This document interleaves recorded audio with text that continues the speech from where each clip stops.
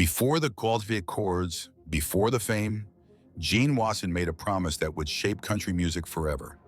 In 1962, standing in a dusty Texas sawmill, a young mechanic looked his dying father in the eyes and swore an oath that would test everything he believed in.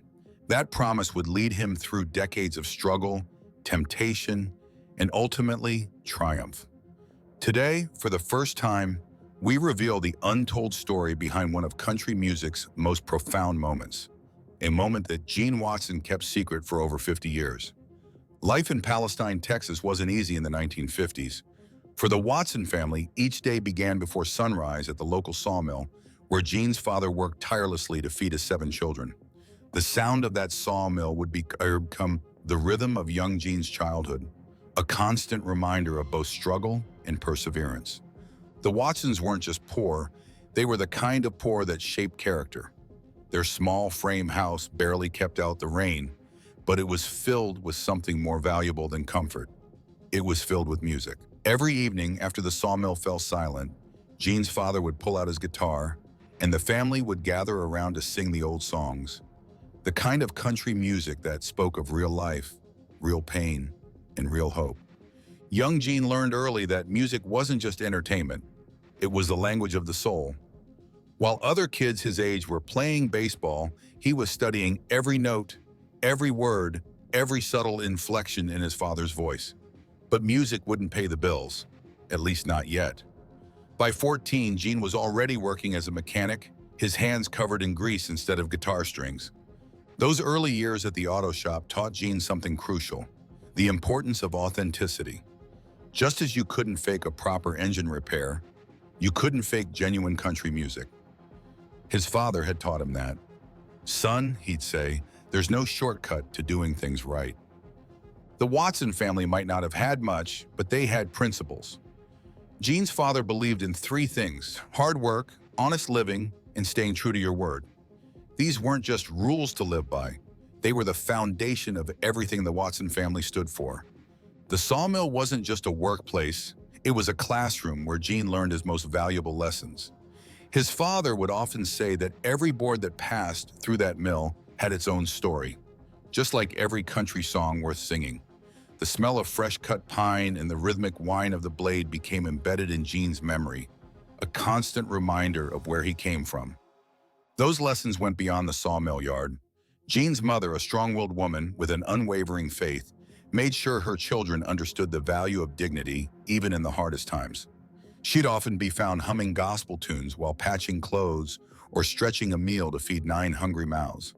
Her resilience would later inspire some of Gene's most heartfelt performances.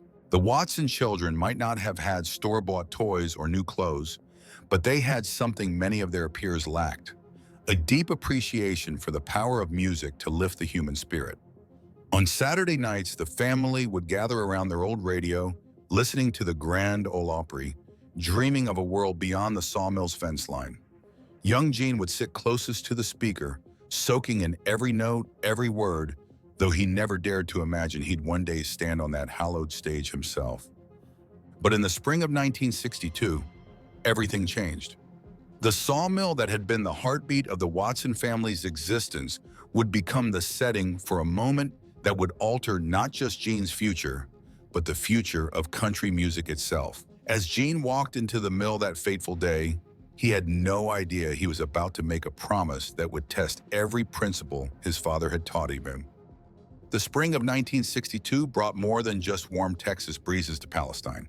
It brought change, the kind that creeps in slowly at first, then hits all at once.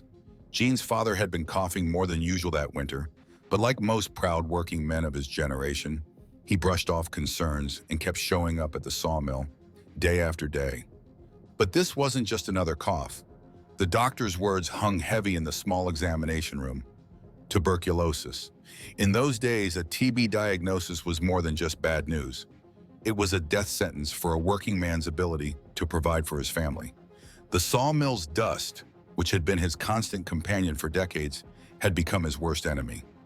That April morning, Gene arrived at the sawmill earlier than usual.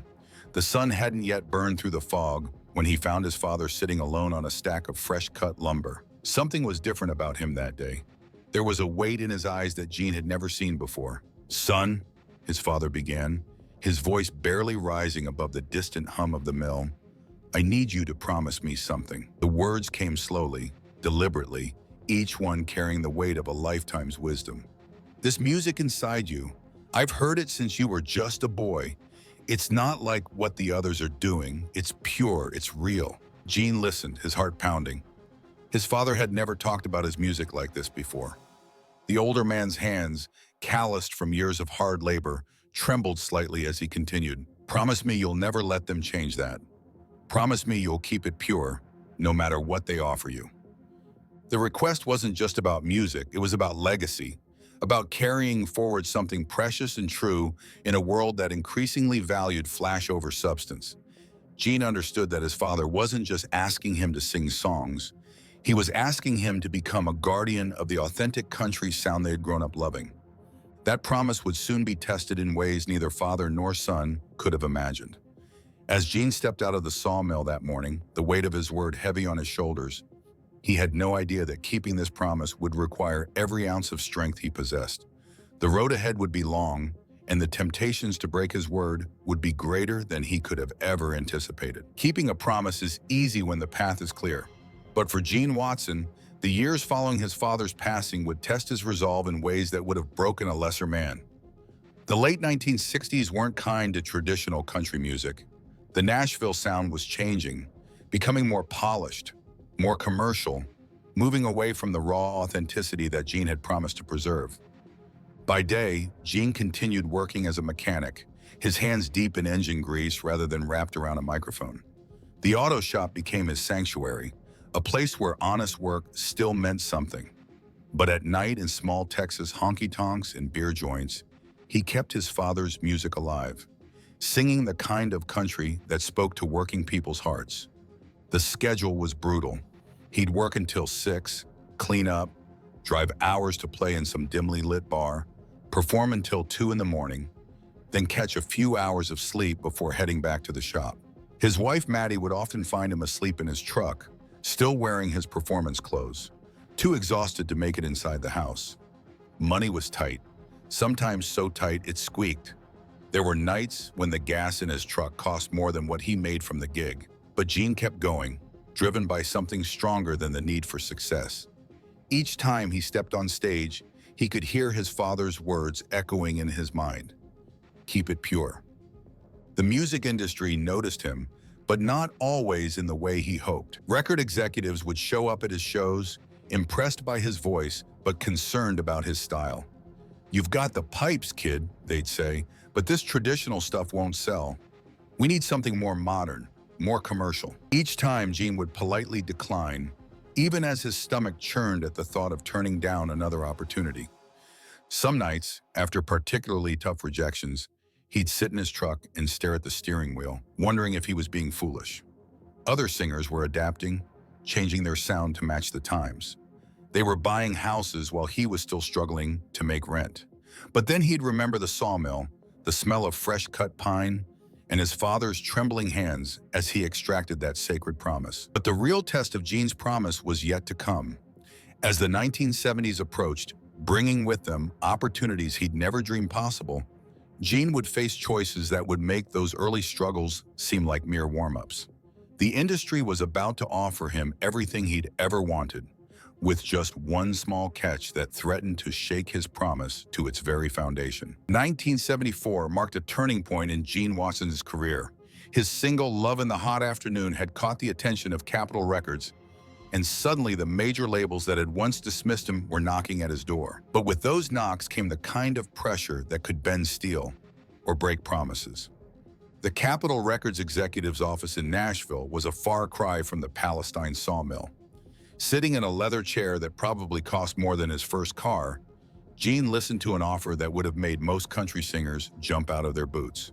The deal was simple: change the sound, smooth out the rough edges, add some strings and polish, and they'd make him a star.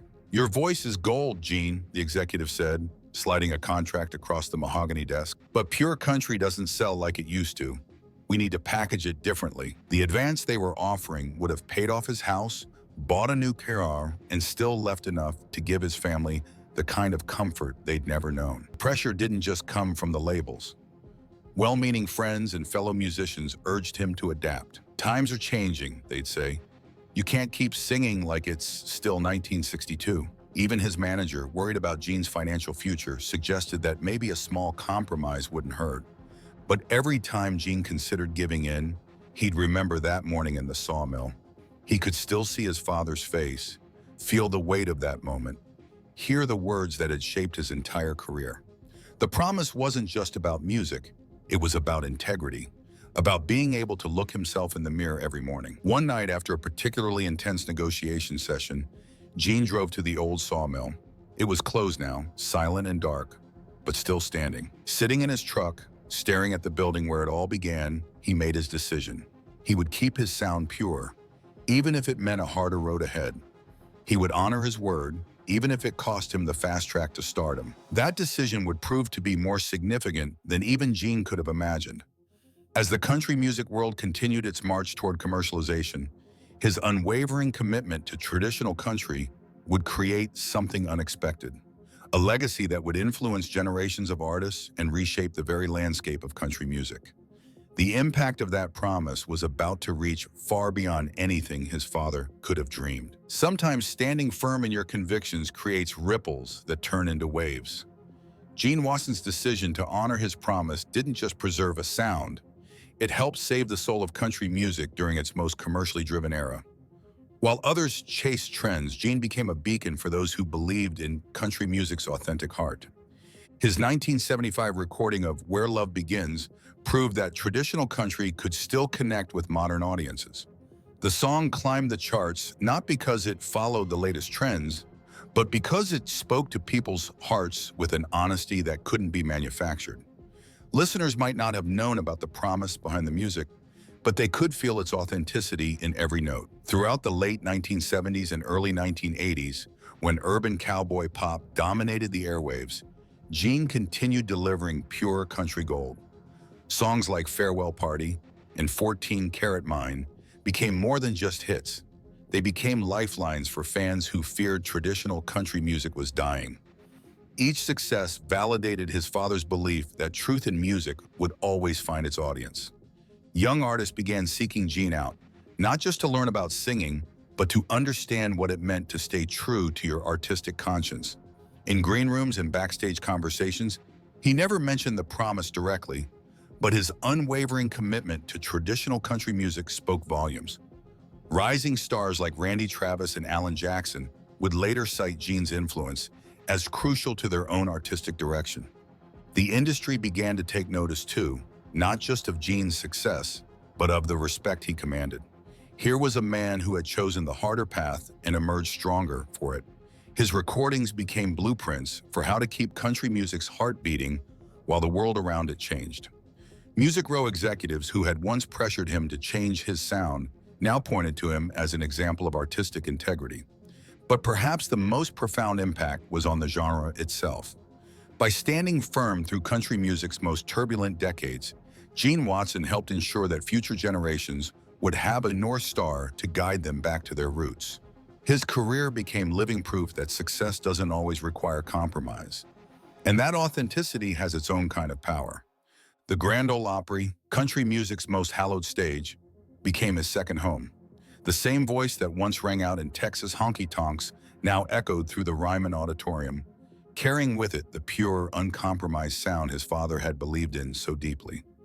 Each performance was a testament to the power of keeping one's word, even when no one else knew about the promise being kept. But for 50 years, the true story behind Gene Watson's unwavering dedication remained hidden. The promise that had shaped not just his career, but influenced the entire trajectory of country music was known only to him. As a new millennium dawned, Gene Watson faced one final decision: whether to take this powerful secret to his grave or share it with a world that desperately needed to hear it. In 2012, during a quiet moment backstage at the Grand Ole Opry, Gene Watson finally shared the story of his promise. He was in his dressing room talking with a young artist who was struggling with pressure to modernize his sound. Something in the young man's eyes reminded Gene of himself, 50 years earlier, standing in that sawmill. The words came slowly at first, like water breaking through a long-standing dam. He spoke of that spring morning in 1962, of his father's trembling hands, and of a promise that had guided every decision in his career. As he told the story, Gene realized that keeping the promise secret had served its purpose. It had been about proving to himself and to his father's memory that success could come on his own terms. When asked why he'd kept the promise secret for so long, Gene's answer was simple yet profound. Some promises, he explained, aren't made for public consumption. They're personal covenants that need to be tested in private. He understood that sharing the story too early might have made it seem like a marketing angle rather than the sacred oath it truly was. The timing of the revelation wasn't accidental. Gene had watched country music's landscape shift dramatically over the decades. He'd seen the rise of pop country, bro country, and various other trends that pulled the genre further from its roots. The industry needed a reminder of what authentic country music stood for, and his story provided exactly that. The revelation of the promise added a new dimension to Gene Watson's legacy. Suddenly, his unwavering commitment to traditional country music wasn't just artistic choice, it was the fulfillment of a sacred oath. The story spread through Nashville like wildfire, resonating with both veterans and newcomers in the industry who faced their own battles between authenticity and commercial success. For the younger generation of country artists, the story became a kind of lighthouse, showing that it was possible to navigate the treacherous waters of commercial success without losing your artistic soul.